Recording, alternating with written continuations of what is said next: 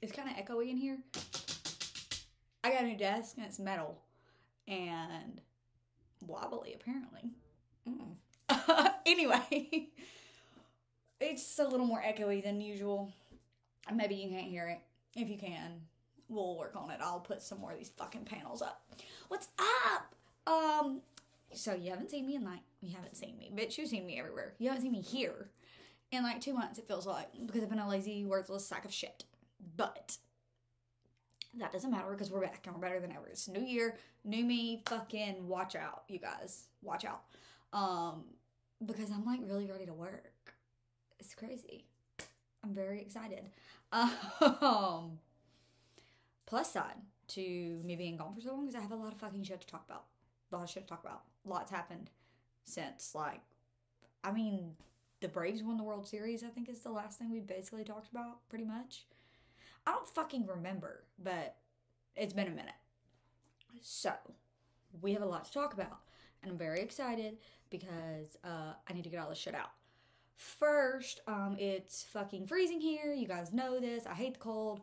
I don't want to live here anymore. I would like to move to the Keys, maybe, or Aruba. I'm actually not scared of hurricanes. I don't give a fuck, but I am scared of temperatures below 75 degrees. So, that's where I am. The high for today, the fucking high for today was 38 degrees. We did not sign up for this here. That is not what Alabama is here for. We don't appreciate that. We don't want that. It's fucking miserable. Anyways, whatever. Also, I have a new computer, you guys, which is ground fucking breaking because my computer is older than a lot of stuff. It's older than both my kids. It's older than my marriage.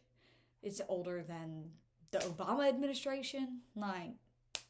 That bitch went through some shit with me. And I got a new one. And I'm so excited. It's half the weight. And I feel like I could throw it like a frisbee for 400 miles. Not that I would. I also got to get something to... I'm going to drop this bitch. I got to get something to protect it. But that's neither here nor there. That's not y'all's problem. That's mine. Anyways, I have a new computer, which is very exciting for me. And maybe we won't be so glitchy. We'll see.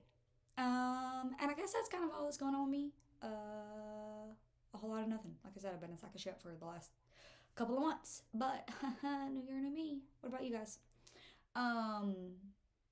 So first, let's just talk about baseball first, because there's really not much to talk about, so we might as well get it out of the way.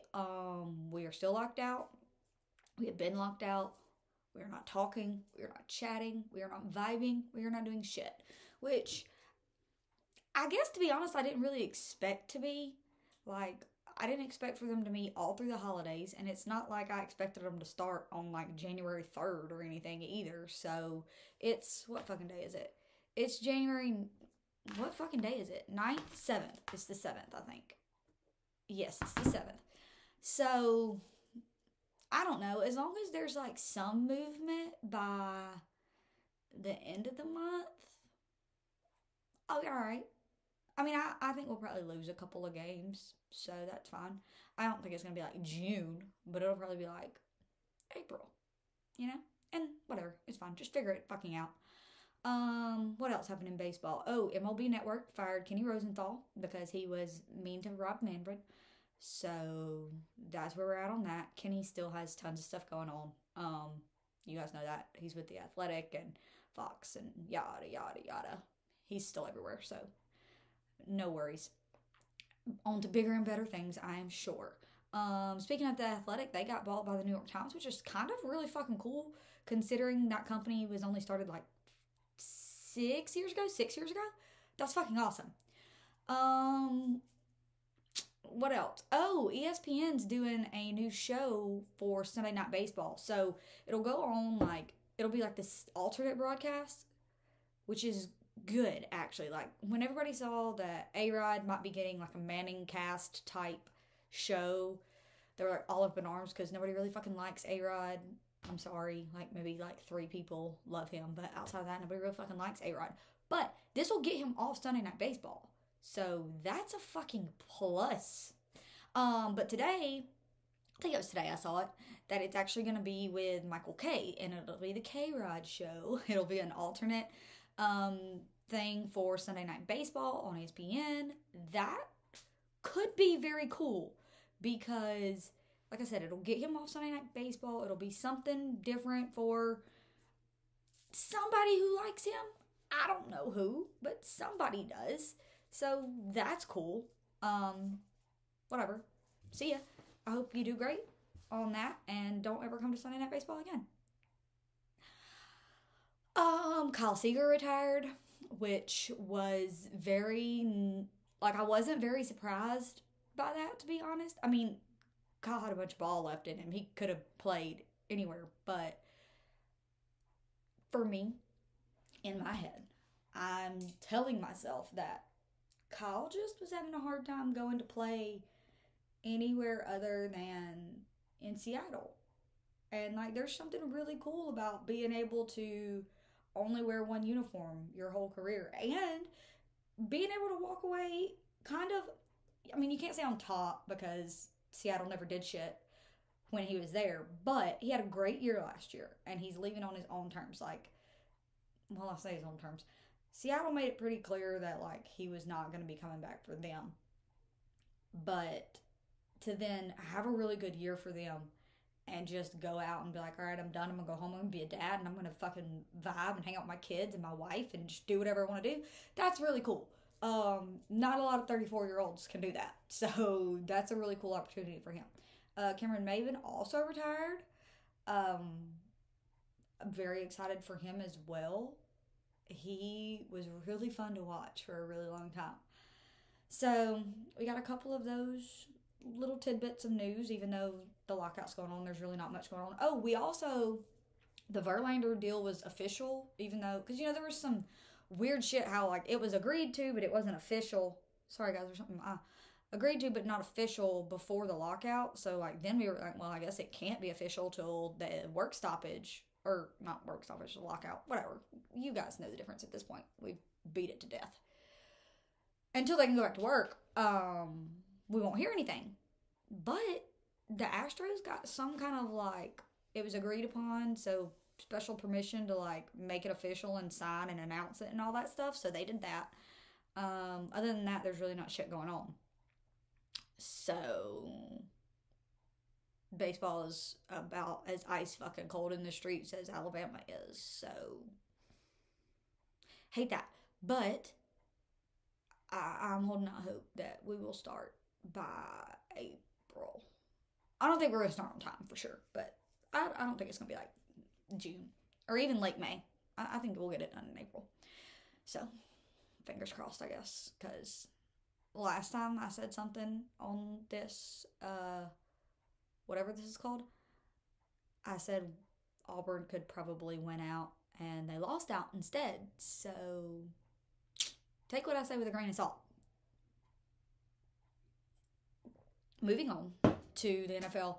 I'm going to be real honest with y'all. Football is not a real sport this year. I don't care. The Falcons have officially missed the playoffs. They are 7-9 at this point.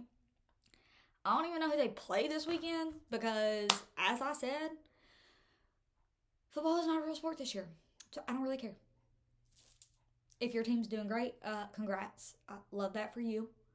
But football doesn't exist as far as I'm concerned. Professional or college. Thank you very much. I will be not taking any questions at this time. NBA. The fucking Hawks, man. Okay. So everybody, like the whole fucking team got COVID. Like literally the entire team got COVID. And we still had to play. I mean, Heat games were getting canceled and these games were getting canceled and those games were getting canceled. But the Hogs were having to trot out this taped together rec league fucking YMCA squad just to get enough people to play while other games were getting canceled. So I don't really know why that's happening, but it was. Outside of that, though, the Hawks can't finish games. Losing winnable games is like their fucking motto for the season. It's ridiculous. And what makes it even worse is Trae Young's having such a good fucking season. I mean, he had, I don't even remember who we were playing, but he had like 56 points in a loss. Huh? What? Yeah. he's playing his balls off. And I don't know, man. The rest of the team doesn't look awful. It's just they haven't all been there. And like I said, that second half issue of like you just can't finish games. Either you're up or you're close. This was going on even before the COVID shit. So we can't blame it all on that because you're either ahead or you're close. And that fourth quarter comes around and it just falls a fucking apart. And you lose that game that was very winnable. And that is extremely frustrating. And I know it's frustrating as a fan. I'm sure it's frustrating for them as players and coaching and GMs and all that. Everybody's frustrated because the talent is there. Like, the talent is very clearly there.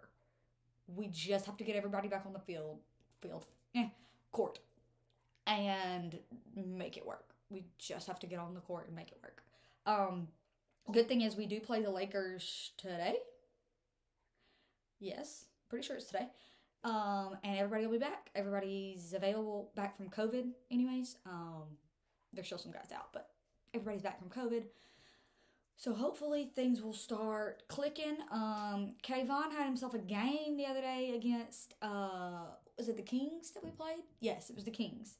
And of course he did because I love a Kevin Huerter, but I was very frustrated with the Hawks and I did not watch that game. I was like, I'm not fucking doing this today. I like taking my energy today. Not today. So I didn't watch and he went the fuck off. So love that. The Christmas Day game would have been really cool if everybody was there.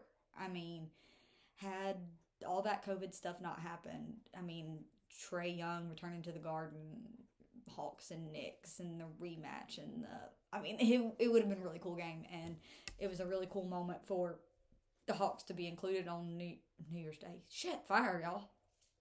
Christmas Day games, but because all that shit happened, and they chose to not pause games or postpone games or whatever, we put out a shit-ass product. But, oh well, I suppose. There's not a damn thing we can do about it now. So, here we are. We have, like I said, the Lakers tonight, and we'll see how the rest of the season shakes out. I don't know if, like, some shit will happen at the trade deadline with the Hawks. That'd be kind of cool, I guess. But I mean, you have to, the Hawks are like 17 and 20, I believe, right now. So they're a below 500 team. So, I mean, I guess you got to decide, are they the team that they were last year? Or was that kind of an outlier, you know? And then that's what you do at the trade deadline and how you carry out the rest of the season and where you go from here. I don't fucking know, but they're still fun to watch sometimes. Incredibly frustrating, but fun.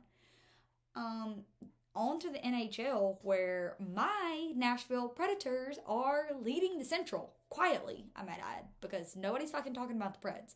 They are leading the Central. They're 22-11-2 right now. They have 46 points. They're really fun right now. Tanner Jeannot is a rookie on the team, and he's playing his fucking balls off, y'all. Like, first of all, don't fight him. He will beat your fucking ass. Like, I don't know why people are still dropping gloves with him, because he will beat your fucking ass every time.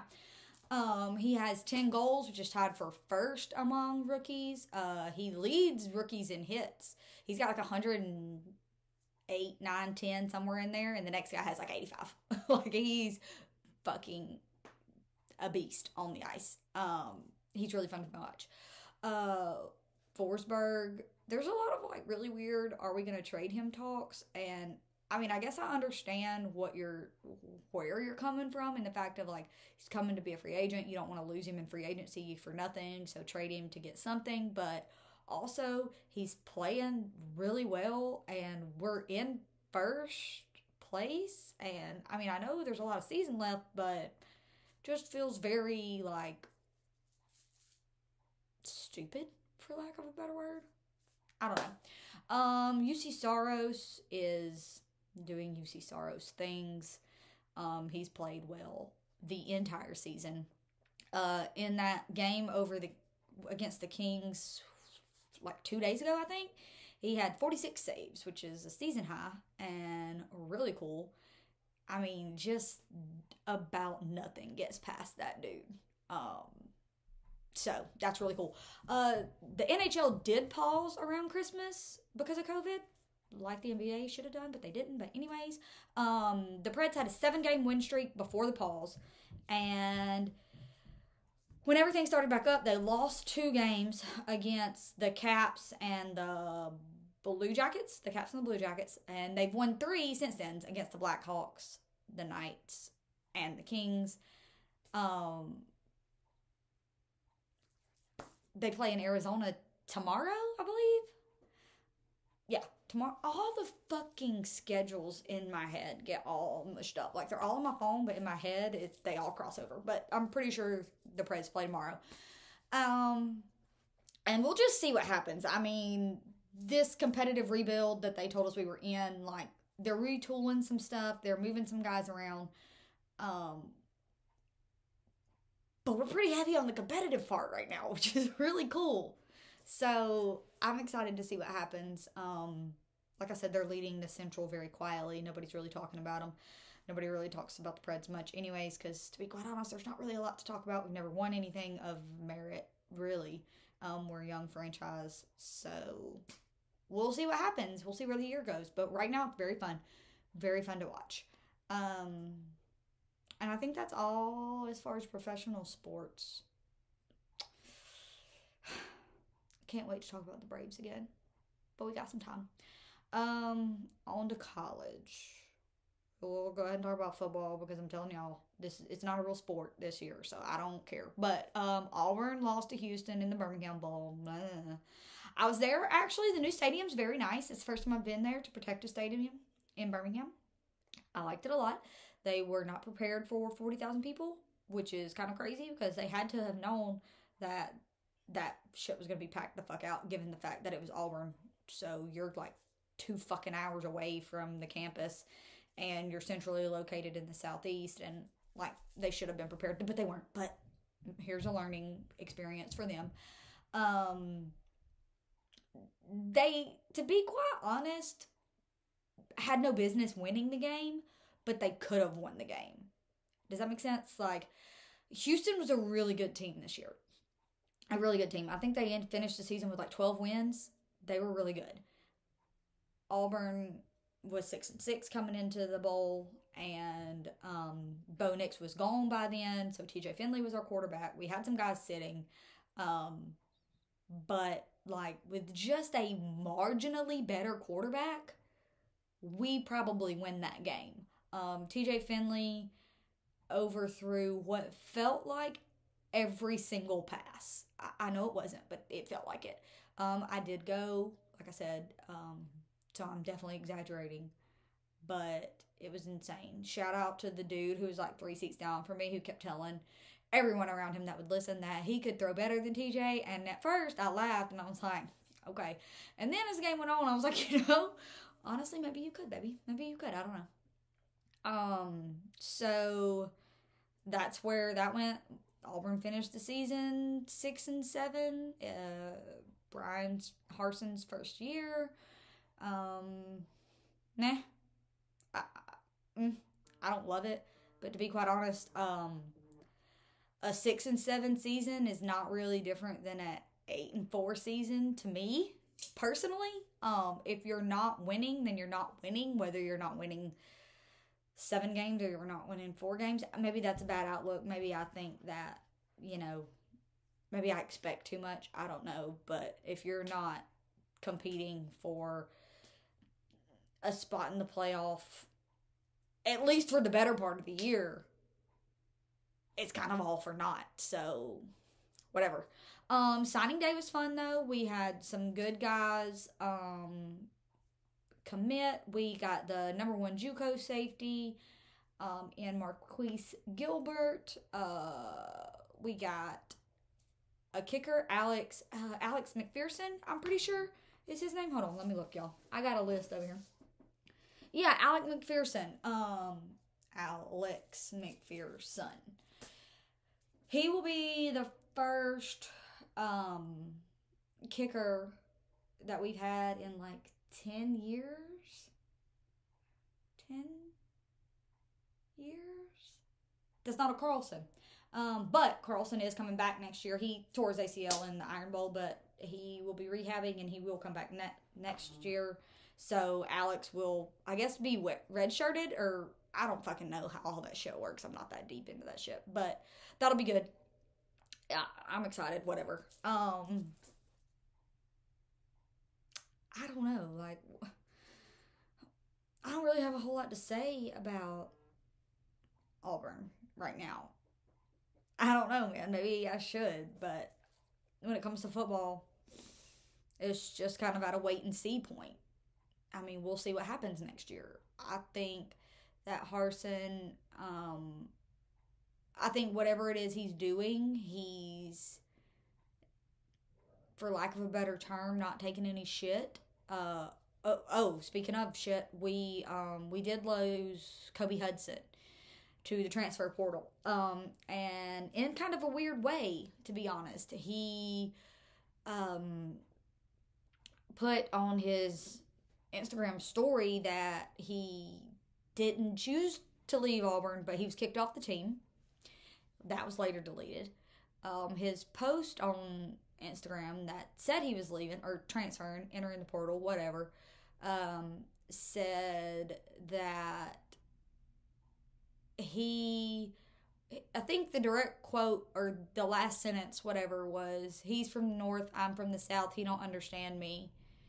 Which is, like, very confusing. Like, I don't know what that means. But needless to say, he's gone. He had a good Birmingham Bowl, too. So, I mean, relatively good anyways. So that's that. We gotta get some receivers from the transfer portal. We did get Calzone, or whatever the fuck his name is, the quarterback from Texas A&M. He came over from the transfer portal yesterday. I believe it was yesterday, yes, that he said he was coming to Auburn. He has some decent tools. So does TJ Finley. We see how TJ's worked out. So I don't know what's going to happen, but we will see. I'm just in a very wait and see moment with Auburn football. I don't know what is going to happen. I have relatively low expectations, so hopefully I am pleasantly surprised. It is fucking basketball season. Anyway, so speaking of basketball, Auburn basketball is 13-1. We've only lost one game, and it was a double overtime to UConn that we should have fucking won, to be honest. We should have fucking won that game, but we only lost one. SEC play started like a week ago. We played LSU, beat them by 15. So love that for us. We play Florida tomorrow in Gainesville. I mean, the team is just so good. Walker Kessler is like a block machine. Like, you cannot score on him, period. So just don't try. Jabari Smith is like a potential overall first overall pick. He's so fucking good. Wendell Green's like Jared Harper reincarnated. We have 10 wins in a row. Zeb Jasper's good. Devin Cambridge is good. Like, the team is so deep. We played South Carolina on Tuesday, I believe. And I think we beat them by like 15 at the end of it. And at one point in that game, the Auburn bench had more points than South Carolina as a team. So that's fucking awesome. SEC play is going really well for us so far.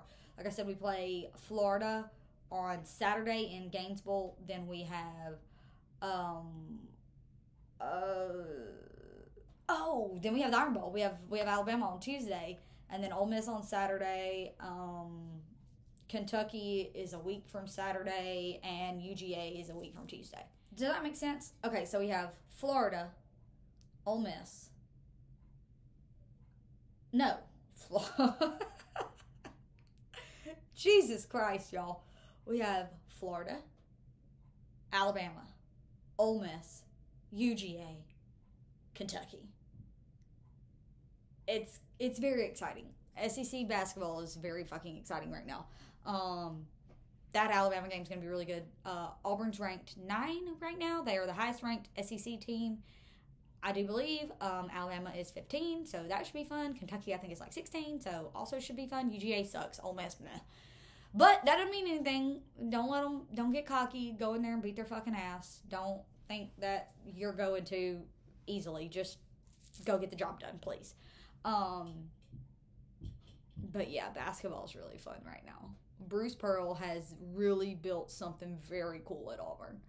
The jungle is unbelievable.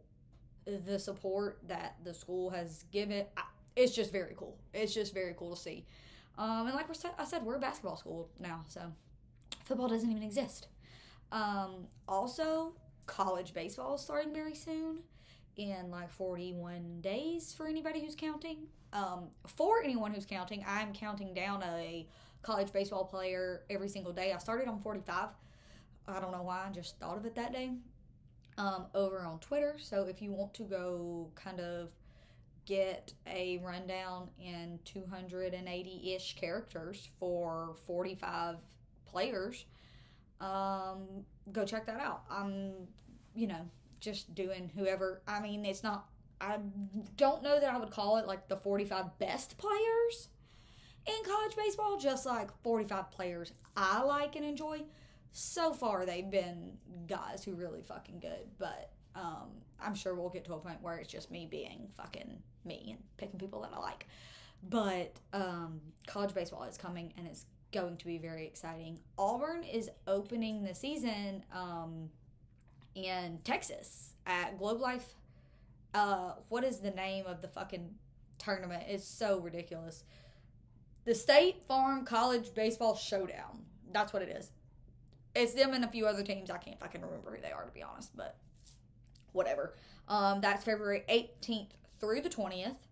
So we had that to look forward to. I can't wait for college baseball. And I think I'm going to try to see if I can get credentialed for the SEC tournament. I'm 99.99999% positive I won't, because the SEC typically doesn't look kindly upon like people who do what I do. I don't work for a network or a publication, so probably won't work, but I'm gonna fucking try it anyways. And even if I don't get it, I'm still gonna fucking go, just like I did last year, so whatever. I can't fucking wait. I'm so excited for college baseball this year. I'm gonna really, really, really try hard to get out to Omaha. I really hope I can. I'm super excited. I think I'm even more excited this year because of the state that Major League Baseball is in, and like the little bit of limbo and uncertainty that it has. I'm gonna be going like balls deep into college baseball and minor league baseball. I'm thinking about getting season tickets to the Barons here in Birmingham, which is a White Sox AA, just because it's cheap and it's local and it's good ball and it's fun to watch. So we'll see. I don't know. This might become a minor league and college account rather than a Braves account. We'll fucking see. And that's basically it as far as sports go. Music. I went to see Anderson East on New Year's Eve. I saw him New Year's Eve of 2018 to 19 year. I was supposed to see him in 2020 on tour. Obviously, that didn't happen because of COVID. So I went this year. He puts on a phenomenal show. He plays all the way past midnight, and then after midnight, it's just covers, which is like super fun. But he's just so good. It's such a good concert. It's such a good time. And the coolest thing about his concerts to me is the fucking age range of people there. So, sitting next to me was a mom and son, and the kid was probably, if I had to guess, like 12 or 13. Like, he was young. And then on the other side of us, like right in front of us, was like a no less than 75-year-old man.